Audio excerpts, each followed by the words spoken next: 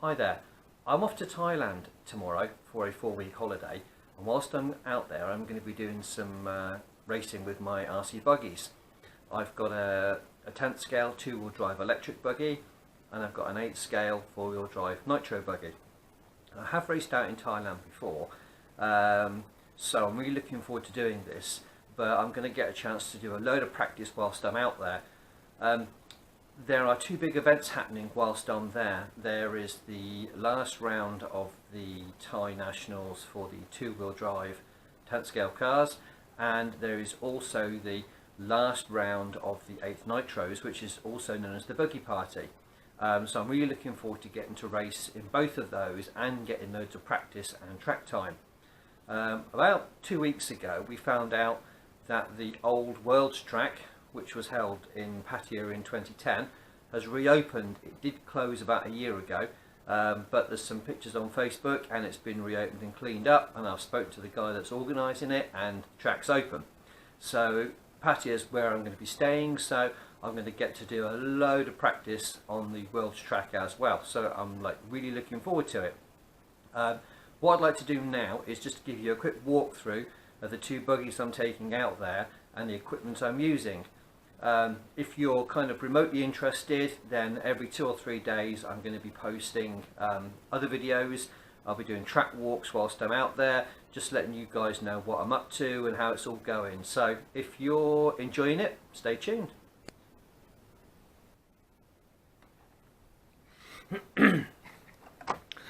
Okay, so let's start by taking a look at the 2-wheel drive car.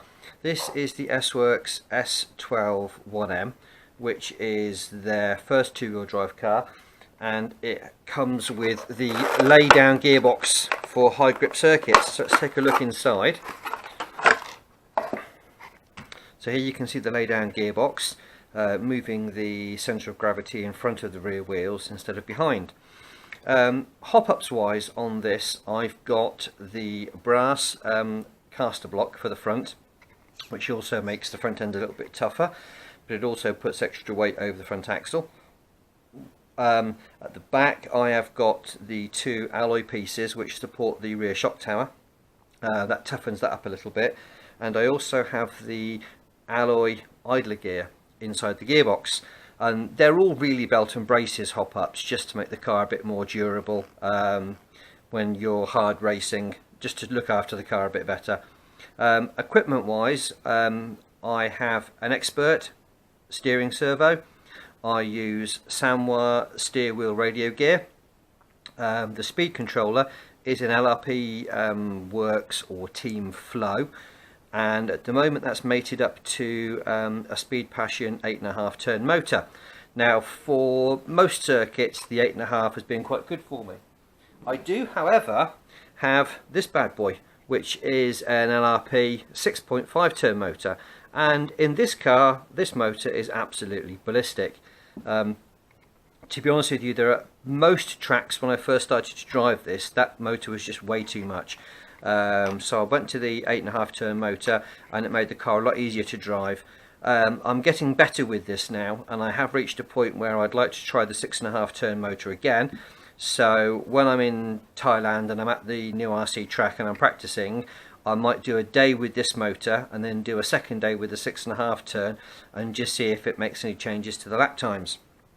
I have a load of spares for this to take with me, several sets of front wishbones, rear wishbones, any of the bits that could possibly break if you was to hit something too hard.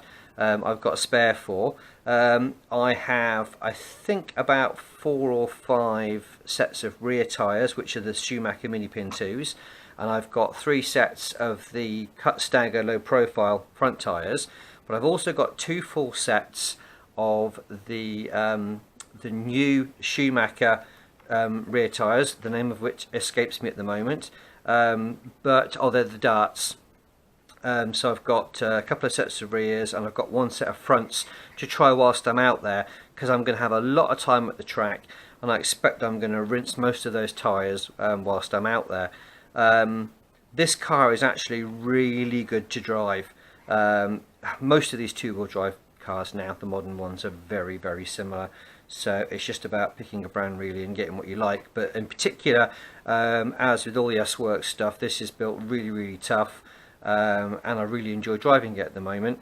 Okay, so that's pretty much it with regards to this car. So now let's take a look at the 8th car. Right, this is the 8th Nitro car. This is the S-Works S350 Evo 2 LE, which is the latest version of the car. There is a new version of this out any day now, but for the minute, this is the car. As with all big events, when you go, things like Neo, national events, stuff like that, you want the car to look fresh and as nice as possible.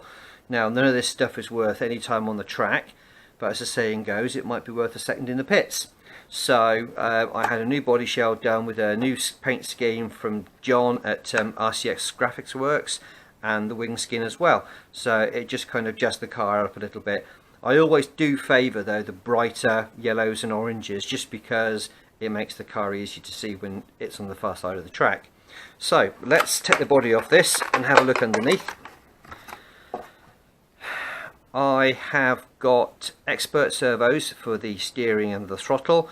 On the steering I've got the SN5501, and for the throttle I've got the SN5401.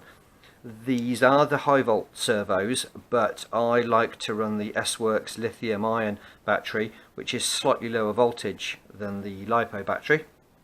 It's just a little bit easier on the servos, and certainly these have done 2 full seasons of racing now, and show no signs of giving up, so that setup works really well for me. The expert electronic switch, they've not been out that long, but it fits quite nicely on the radio tray, so I'm liking that. Power plant wise, I've been using Nova Rossi for quite some time now, but in particular the Mito 7. I'm liking that. It gives really linear power delivery, and it's good on fuel economy. So it's very rare that you can't do 10.5 to 11 minutes with one of these things. It kind of gives you an advantage over some of the motors that struggle to do 8.5 minutes. I've got that putting the power down through the Nova Rossi 4-shoe clutch. It's the stock shoe setup, which is 2 alloy and 2 composite shoes. These motors run really well on either the 9901 exhaust pipe or the 2096. I favour the 9901 just because it gives a really smooth power delivery out the corners. I've always maintained, for me, I'll never win a race down the straight. It's always about how quick you can go around the corners and how quick you can pull out. So that pipe works really well with that motor. I've packed a load of spares for this, so all of the bits that I know normally wear out or I could break, I've got replacements for. I've got a bag with about 10 new freshly oiled air filters, and I've got a load of these tyres. Now these are the AKA catapults, and we had a control tyre event earlier this year at the Hearts track, and it was an AKA event, and the catapult was, I think, a fairly new tyre, but this was the tyre of choice. Now the control tyre, or the handout tyre, was a fairly hardish compound, and the tyres on that day showed very little signs of wear. The track was quite oily, so everybody came off at the end of the meeting with tyres looking like they were hardly used. Now a couple of the guys I know that are sponsored by other tyre manufacturers couldn't take the tyres home with them and just left them. So I hoovered them all up, brought them all home and cleaned them. And like these in particular, I know these have done at least 1 run, and they've still got the moulding flashings down the middle, and they look untouched. So in Thailand, where the heat is going to be 35 to 40 degrees outside in the sun, these tyres, which here feel really hard, will be very soft. So I'm hoping I've kind of got the tyre thing covered. I have spoken to the trackside shop at the new RC in Bangkok, and they've told me that the tyre of choice up there is actually the VMAX, the beta tyre. So they've got plenty on the shelf, so if it transpires that these don't work for whatever reason, I can get the VMAX trackside, so I'm quite confident about that. They're also going to provide me with fuel when I get there. So, and of course you can't travel with fuel anyway because it's an explosive. I'm going to do some real testing with this when I get there, because I've always run a very conservative setup with regards to roll bars and the chassis roll centre. And I've reached a point now where I feel like I want to learn more about that and actually try it and see what I can do.